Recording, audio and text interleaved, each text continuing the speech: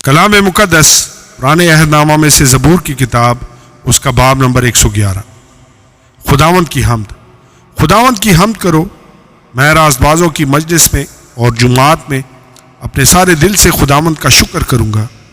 خداوند کے کام عظیم ہیں، جو ان میں مسرور ہیں ان کی تفتیش میں رہتے ہیں۔ اس کے کام جلالی اور پرحشمت ہیں، اور اس کی صداقت ابد تک قائم ہے۔ اس نے اپنے عجائب کی یادگار قائم کی ہے۔ خداوند رحیم اور کریم ہے، وہ ان کو جو اسے ڈرتے ہیں خوراک دیتا ہے۔ وہ اپنے عہد کو ہمیشہ یاد رکھے گا۔ اس نے قوموں کی میراث اپنے لوگوں کو دے کر اپنے کاموں کا زور ان کو دکھایا۔ اس کے ہاتھوں کے کام برحق اور پرعدل ہیں، اس کے تمام قوانین راست ہیں۔ وہ ابدالآباد قائم رہیں گے، وہ سچائی اور راستی سے بنائے گئے ہیں۔ اس نے اپنے لوگوں کے لیے فدیہ دیا، اس نے اپنا عہد ہمیشہ کے لیے ٹھہرایا ہے۔ اس کا نام قدوس اور محیب ہے۔ خداوند کا خوف دانائی کا شروع ہے، اس کے مطابق عمل کرنے والے دانشمند ہیں۔ اس کی ستائش ابد تک قائم ہے۔ آمین اور آمین۔ کلام مقدس پرانے عہد نامہ میں سے زبور کی کتاب، اس کا باب نمبر 112۔ راست باز آدمی کی مبارک حالی۔ خداوند کی حمد کرو، مبارک ہے وہ آدمی جو خداوند سے ڈرتا ہے اور اس کے حکموں میں خوب مسرور رہتا ہے۔ اس کی نسل زمین پر زوراور ہوگی، راست بازوں کی اولاد مبارک ہوگی۔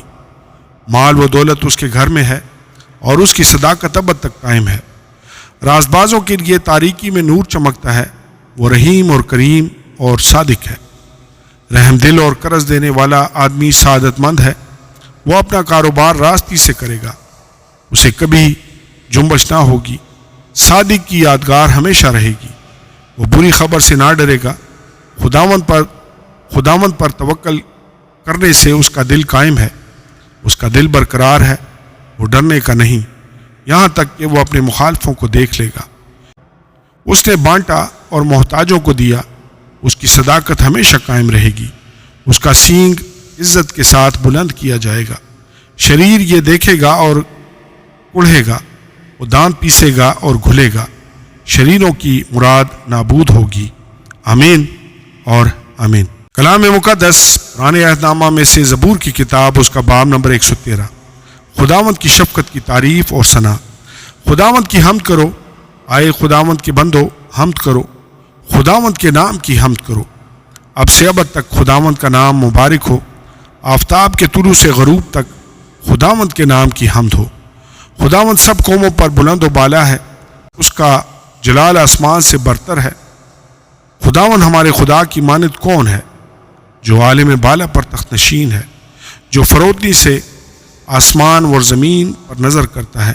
وہ مسکین کو خاک سے اور محتاج کو مزبلہ پر سے اٹھا لیتا ہے، تاکہ اسے عمراء کے ساتھ یعنی اپنی قوم کے عمراء کے ساتھ بٹھائے۔ وہ بانجھ کا گھر بساتا ہے اور اسے بچوں والی بنا کر دلشاد کرتا ہے۔ خداوند کی حمد کرو۔ آمین اور آمین۔ پرانے عہد نامہ میں سے زبور کی کتاب، اس کا باب نمبر 114۔ عید فصح کا گیت۔ جب اسرائیل مصر سے نکل آیا، یعنی یعقوب کا گھرانہ اجنبی زبان والی قوم میں سے، تو یہودا اس کا مقدس اور اسرائیل اس کی مملکت ٹھہرا۔